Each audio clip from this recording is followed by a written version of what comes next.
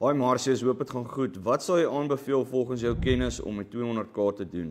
Wil graag hê dit moet vir my werk, ek hoor graag van jou. Lekker Martin, om 'n holistiese view te kry van jou situasie en jou behoeftes, sal 'n ou konsultasie met jou moet hê. En die rede hoekom ek so sê is, want uit 'n beleggingsperspektief uit kan ons gaan kyk na watse beleggingsvoertuie kan vir jou die hoogste opbrengs gee, right, as dit is wat jy wil hê.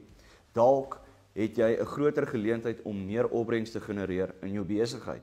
Dalk is daar 'n manier hoe ons daai R200 000 kan aanwend in jou besigheid en sodoende vir jou nog 'n beter inkomste kan genereer of groei kan genereer as byvoorbeeld op 'n arbitrage belegging of 'n derivative portfolio. Eenvoudige antwoord rondom beleggings, as jy die perspektief kyk van maksimum groei, sal ek sê die twee beleggings wat vir jou die beste opbrengs gaan gee, sal 'n arbitrage investment wees of 'n derivative portfolio. Hier van R500 000 af op begin die derivative portfolio, die arbitrage investment outperform, maar soos ek sê, dit help nie net ons kyk uit 'n oogpunt uit van groei nie, ons moet kyk na wat is jou behoefte en waar kan jy die meeste kapitaliseer.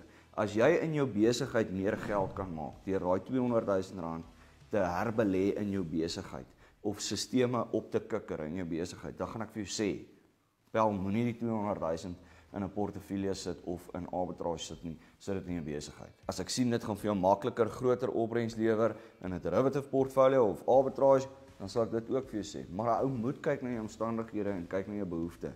Wie is jy? Waartoe wil jy gaan in die lewe? Ek moet jou help om te kom waar jy wil wees oor 3 of 5 jaar van nou af.